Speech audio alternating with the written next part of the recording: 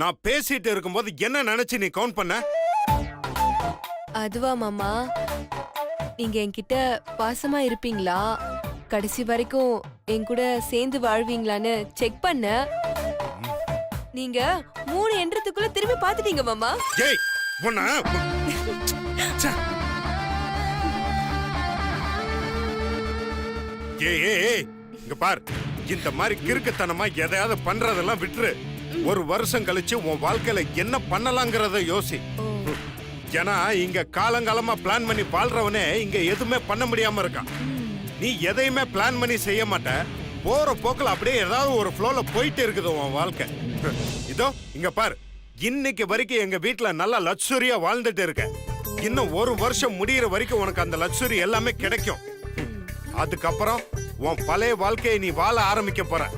அந்த நேரத்துல போய் கஷ்டப்படுறெல்லாம் விட்டுட்டு இப்ப இருந்த எல்லாத்துக்கும் அடாப்ட் ஆற மாதிரி வாழ கத்துக்கோ.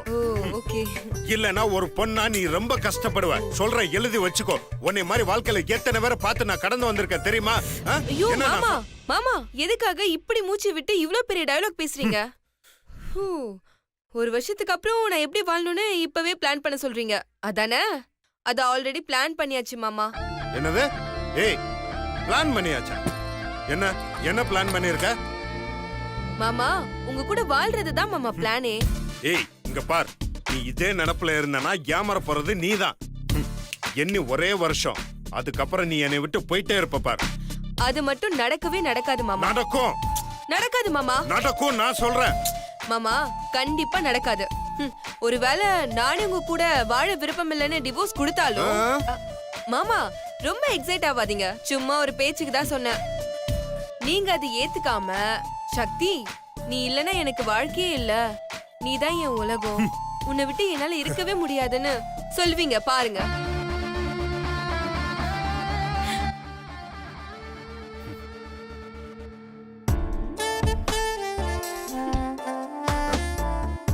ஏய்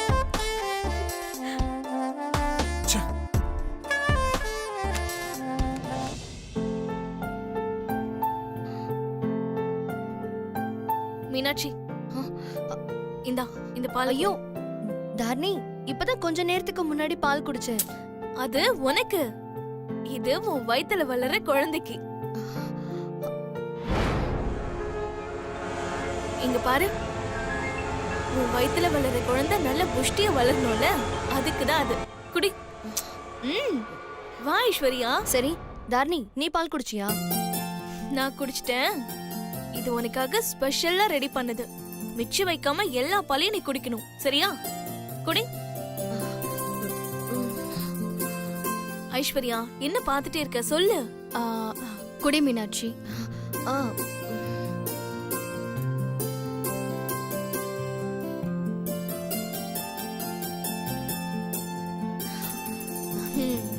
குடு. மீனாட்சி என்னாச்சு? இல்ல, வாமிட் வர மாதிரி இருக்கு, தலை சுத்துது. வாமிட் வர மாதிரி இருக்கா? மீனாட்சி பாத்து. மீனாட்சி பாத்து. ஐஸ்வர்யா ஒரு துணி எடுத்துட்டு வந்து இதை தொடச்சிரு. இல்ல ஐஸ்வர்யா வேண்டாம். ஐஸ்வர்யா என்ன பாத்துட்டே இருக்க? போ ஒரு துணி எடுத்துட்டு வந்து தொட.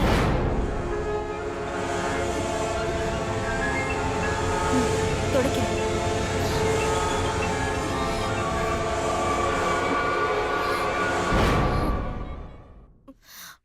ஒரே வாமிட் ஸ்மெல்லா இருக்கு. மீனாட்சி நீ வா, நம்ம ஹால்ல போய் உட்காரலாம். ஐஸ்வர்யா வாமிட் எல்லாம் கிளீன் பண்ணிட்டு ரூம் பூரா மாப் போட்டுட்டு அப்படியே ரூம் ஸ்ப்ரேவையும் அடிச்சிரு. நீ வா மீனாட்சி போலாம்.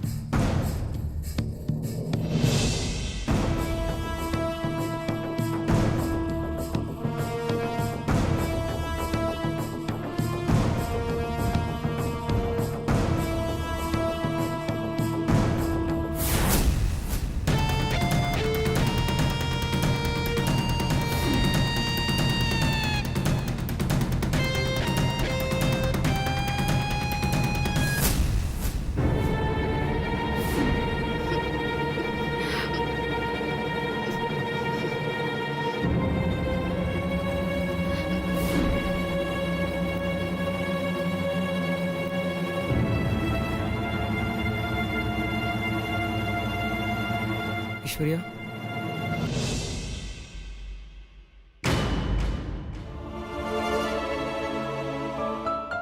ஐஸ்வர்யா உன்னை நினைச்சா ரொம்ப பெருமையா இருக்கு ஐஸ்வர்யா.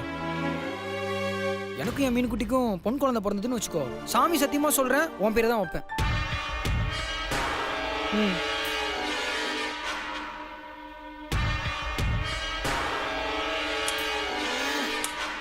அம்மா அம்மம்மா அப்பா சுபத்ரா. ஏய் சுபத்ரா, பார்க்கவே மாட்டேன்றாள. சுபத்ரா சுபத்ரா, உன்னதாமா கூப்பிடுறேன். என்னம்மா? இங்க ஒருத்தி இவ்வளவு நேரம் கத்திக்கிட்டு இருக்கேன், என்ன ஏதுன்னு கேட்காம இவ்வளவு நேரம் யோசிச்சிட்டு இருக்க. அப்படி என்னமா யோசிச்சிட்டு இருக்க? எல்லாம் அந்த பிச்சைக்கார குடும்பத்துல இருந்து வந்திருக்காளே அவளை பத்தி தாமா. யாருமா? அந்த சக்தி தானே. ஒண்ணுமே இல்லாத குடும்பத்துல இருந்து வந்தாலும் அவளுக்கு இருக்கிற கொழுப்பு இருக்கே, அது அந்த கசாப்பு கடையில கூட கிடைக்காது. ஐயோ அம்மா, நீ வேறம்மா. தேவையில்லாத பேசுறதே உன் வேலையா போச்சு. நான் இப்ப யோசிச்சுட்டு இருக்கிறது அந்த மீனாட்சியை பத்தி. அவ சுந்தர் கூட சேர்றதுக்கு வாய்ப்பே இல்ல.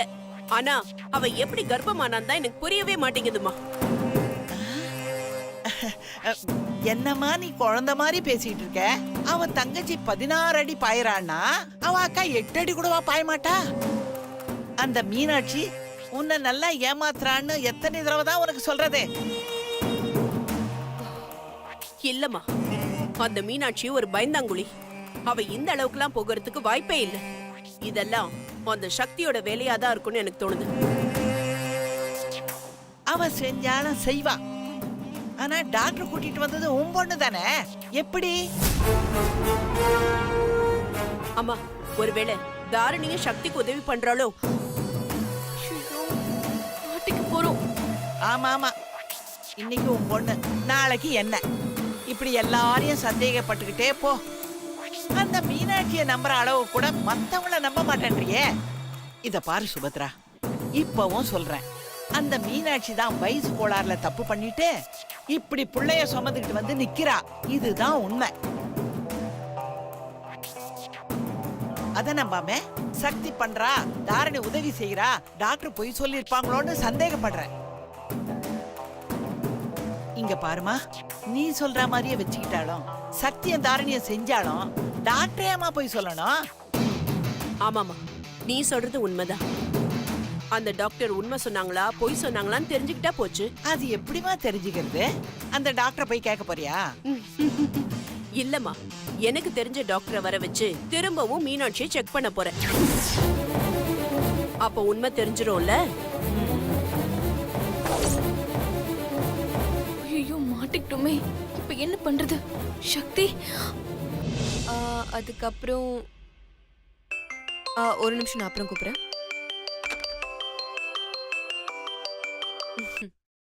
சொல்லுங்க நீ. சக்தி, நம்ம எது நடக்க கூடாதுன்னு நினைச்சோமோ அது இப்ப நடந்துருமோன்னு பயமா இருக்கு சக்தி. ஏன், என்னாச்சு? மீனாட்சி கர்ப்பமா இருக்க மாட்டாளோங்கிற சந்தேகத்துல எங்க அம்மா ஒரு டாக்டரை வரவழைச்சு செக் பண்ண போறாங்களாம். அவங்களுக்கு என் மேலயும் லைட்டா டவுட் வந்துருச்சுன்னு நினைக்கிறேன். அதனாலதான் வேற ஒரு டாக்டரை வரவழைச்சு செக் பண்றாங்க. அவங்களுக்கு மட்டும் நானும் உன் கூட ஹெல்ப் பண்றேன்னு தெரிஞ்சது, அவ்வளவுதான் சக்தி. இப்ப என்ன பண்றது சக்தி? சக்தி சொல்லு சக்தி, என்ன அமைதியா இருக்க? அண்ணி இருங்க அண்ணி, நான் கொஞ்சம் யோசிக்கிறேன். சீக்கிரம் சக்தி, ஏதாவது பிளான் பண்ணு. நீங்க போன வைங்களா, நான் கூப்பிடுறேன்.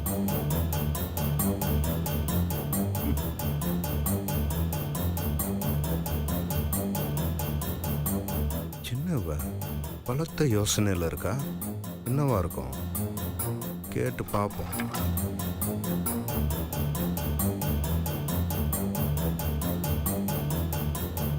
ஏய், என்ன ஏதோ படபடப்பா இருக்க? நானா படபடப்பாவா? சாச்சா, நான்லாம் சுனாமி வந்தப்பவே சும்மா தான் உட்கார்ந்துட்டு இருந்தேன். ஏன், நீ என்ன ஜப்பான்ல உட்கார்ந்து இருந்தியா? ஐயோ இல்ல மாமா, சுனாமி வந்தப்போ கோயம்புத்தூர்ல எனக்கு தெரிஞ்ச பாட்டி வீட்ல இருந்தேன். ஏய், போன்ல யார்கிட்டயோ பேசிட்டு அப்புறம் டென்ஷனா இருந்தேன்னு கேட்டா என்ன நக்கலா? ஓ அதுவா? அது எங்க அம்மா தான் ஃபோன் பண்ணிருந்தாங்க மாமா. மீனாட்சி சீக்கிரமா கர்ப்பம் ஆயிட்டா. உனக்கும் அவளுக்கும் ஒரே நேரத்துல தானே கல்யாணம் ஆச்சு. நீ எப்போ கர்ப்பமாக போறேன்னு கேட்டாங்க மாமா. அது எப்படி உங்ககிட்ட சொல்றதுன்னு கொஞ்சம் யோசிச்சேன் மாமா. நீங்களே வந்து கேட்டுட்டீங்க. தேங்க்ஸ் மாமா. மாமா நான் எப்போ மாமா கர்ப்பமாவேன்? சீட்டு குளிக்கு போடு தெரியும். சீட்டு குலுக்கி போடுறேன்.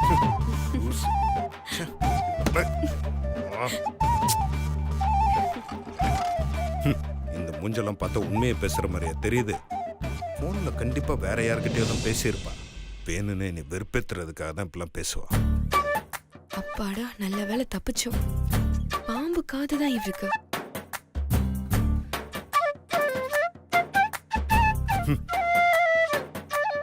இங்க இருக்க வேண்டாம், எஸ்கேப் ஆயிட வேண்டியதான்.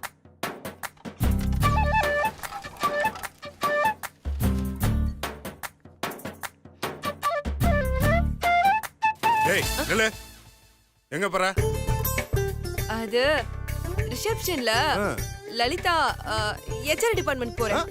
HR டிபார்ட்மெண்ட் போறீங்களா? ஆமா. கையில ஃபைல் கிடையாது, வெறும் போன் மட்டும் தான் இருக்கு. அப்படியே வெறுங்க எவ்வளோ HR டிபார்ட்மெண்ட் போறீங்க? ஏன் இன்டர்காம்ல போன் பண்ணி சொன்னா வர மாட்டாங்க? எல்லாமே புதுசா இருக்கு ரூல்ஸ். ஏன் ஏன் ஏன் ஏன் ஏன் கையில ஃபைல் இருந்தா தான் HR டிபார்ட்மெண்ட் போணுமா என்ன? இல்ல இன்டர்காம்ல தான் கூப்பிட்டு பேசணுமா? ரூல்ஸ் போட்டிருக்கீங்களா என்ன? அர்ஜுன் நான் நேர்ல தான் போவேன். அது என்னோட சின்சியாரிட்டி. சின்சியரிட்டியா? இருக்கட்டும் இருக்கட்டும், போய்க்கோ. அது இனிமே என் வேலையில தலையிடாதீங்க. சின்சியரிட்டி போடலங்க. ஆபீஸ்ங்கிற ஒரே காரணத்துக்காக அமைதியா இருக்கு. மாமா இந்த ஆபீஸ்ல கத்துற ஒரே ஆள் நீங்க மட்டும்தான். ஏய் ச்சே. அச்சோ ச்சே.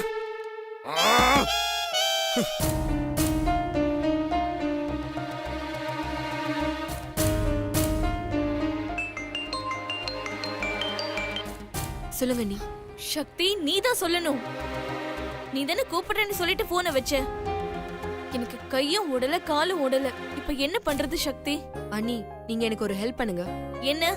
உங்க அம்மா எப்ப அந்த டாக்டருக்கு ஃபோன் பண்றாங்களோன்னு பாருங்க. அவங்க ஃபோன் பண்ண உடனே எப்படியாவது உங்க அம்மாவோட மொபைல்ல இருந்து அந்த டாக்டரோட நம்பர் மட்டும் எனக்கு எடுத்து அனுப்புறீங்களா? அதுக்கப்புறம் நான் பாத்துக்கிறேன். ஐயோ எனக்கு பயமா இருக்கு சக்தி. அண்ணி நீங்க பயந்துகிட்டே பண்ணாதான் கண்டிப்பா சொதப்போம். உங்களால முடியும்னு கான்ஃபிடென்ட்டா பண்ணுங்க. கண்டிப்பா முடியும். சரி ஓகே அண்ணி.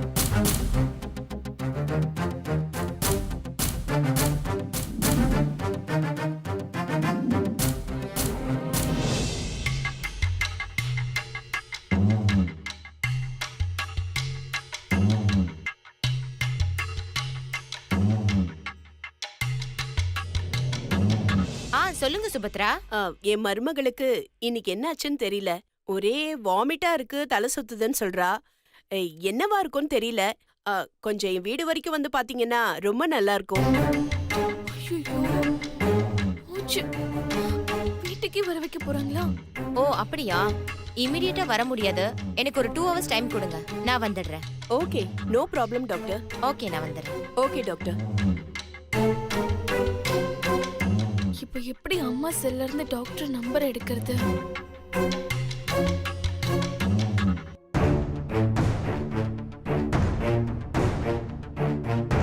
Madam courier.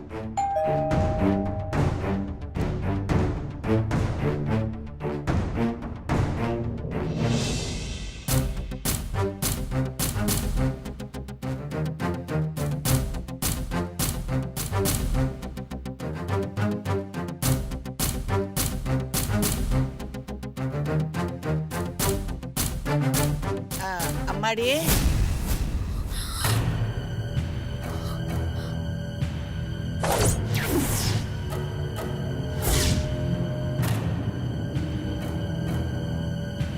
மீனாட்சி.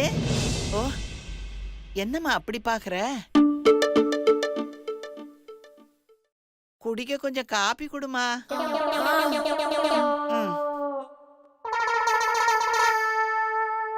அப்பாடா நல்ல வேலை பாட்டி கண்ணாடி போடல.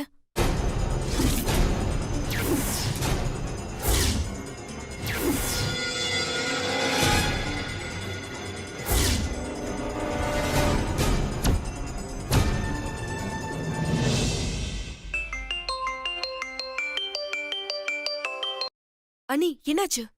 டாக்டர் நம்பரை எடுத்துட்டேன் சக்தி. சூப்பர் அண்ணி. ஆமா, எப்ப டாக்டர் கிட்ட செக்கப்க்கு போறாங்களா? செக்கப்க்கு போகல, டாக்டர் செக்கப் பண்றதுக்கு வீட்டுக்கே வராங்களா? என்ன நீ சொல்றீங்க? டாக்டரே வராங்களா? எப்ப வராங்க, எத்தனை மணிக்கு வராங்கன்னு தெரியல சக்தி. அண்ணி சரி, நீங்க ஃப்ரீயா விடுங்க, நான் பாத்துக்கிறேன். அந்த டாக்டரோட பேர் என்ன? ருக்மணி. சரி ஓகே, நீங்க நம்பர் அனுப்புங்க, நான் பாத்துக்கிறேன். சரி.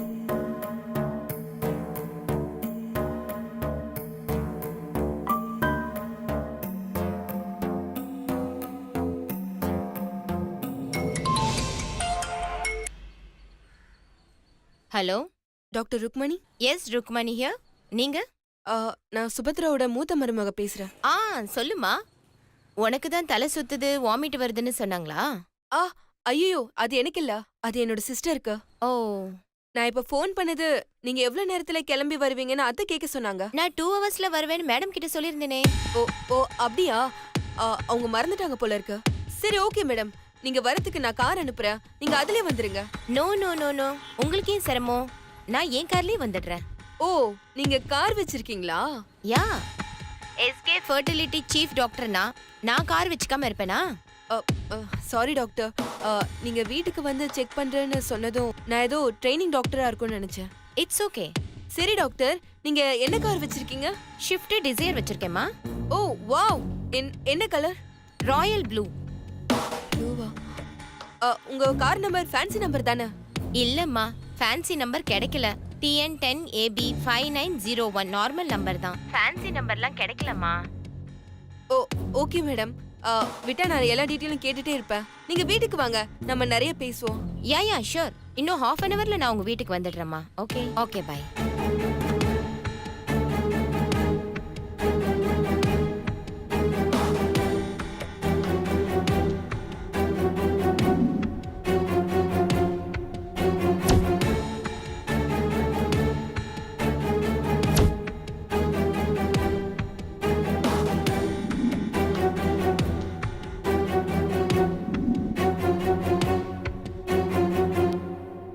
என்ன சக்தி மேடம் ஏதோ டென்ஷனா இருக்க மாதிரி இருக்கு.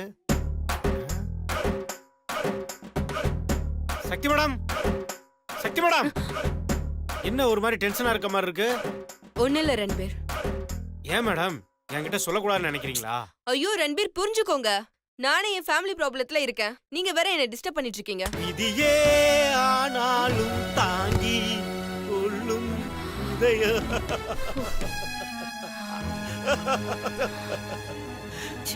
மேடம், ஒரு ஊர்ல 2 குருவி இருந்துச்சாம். அந்த குருவி ஒரு ரோஜா பூ மேல, இந்த சிச்சுவேஷனுக்கு இந்த கதை செட் ஆகல. Sorry madam. என்னையும் உங்க குடும்பத்துல ஒருத்தரா நினைக்கிறீங்கன்னு தான் நான் அப்படி கேட்டேன். அது இல்லைன்னு இப்பதான் தெரியுது. I am sorry madam. இனிமே உங்க பர்சனல் விஷயத்துல நான் தலையிட மாட்டேன். ரன்பீர், இங்க வாங்க. இப்ப எதுக்கு கோச்சிட்டு போறீங்க? இல்ல மேடம், என்ன இருந்தாலும் நீங்க என் பாஸோட மனைவி. அது மட்டும் இல்லாம கல்யாணத்துக்கு முன்னாடி நீங்க இந்த கம்பெனில வேலை செஞ்சிருக்கீங்க. அது மட்டும் இல்லாம நீங்களும் நானும் நல்லா பழகி இருக்கோம். அது மட்டும் இல்லாம நான் உங்களை கூட பிறந்த சகோதரியா தான் நினைக்கிறேன் மேடம். ஆனா நீங்க கஷ்டம்னு வரும்போது என்ன கழட்டி விட்டுறீங்களா? பரவாயில்ல மேடம். அது மட்டும் இல்லாம இருக்கிற பிரச்சனையில இது வேற. ஐயோ, ஓவரா எமோஷன் ஆகி பேசிட்டோமோ? சக்தி மேடம். ரன்பீர் ப்ளீஸ் ரன்பீர், நானே ஒரு பெரிய இக்கட்ல இருக்கேன். அதுல இருந்து நான் எப்படி வெளியில வர போறேன்னு எனக்கே தெரியாது. அதுக்கு கண்டிப்பா உங்களால உதவி பண்ணவே முடியாது. சக்தி மேடம், ஓவரா ரியாக்ட் பண்றாரு. மேடம், எவ்வளவு பெரிய வேலையா இருந்தாலும் கஷ்டமா இருக்குன்னு சொல்லுவேனே தவிர முடியாதுன்னு மட்டும் நான் சொல்லவே மாட்டேன். நீங்க என்ன வேலைன்னு மட்டும் சொல்லி பாருங்க, இந்த ரன்வீர் முடிச்சு காட்டுவான். என்ன மேடம் யோசிக்கிறீங்க? என்னன்னு சொல்லுங்க. உங்களுக்கு வந்த பிரச்சனைய நான் சால்வ் பண்றேன். சொல்லுங்க மேடம், என்கிட்ட சொல்லுங்க. என்ன அறிக்கீங்க? குரங்கு வலையில மாட்டிக்கிச்சு. ரன்பீர் இங்க வாங்க. அது ஒரு பொண்ண கடத்தணும். ஒரு பொண்ண கல்யாணம் பண்ணிக்கணுமா? எந்த பொண்ணு மேடம்? யோ, ஒரு பொண்ண கடத்தணும். பொண்ண கடத்தணுமா? ரண்டே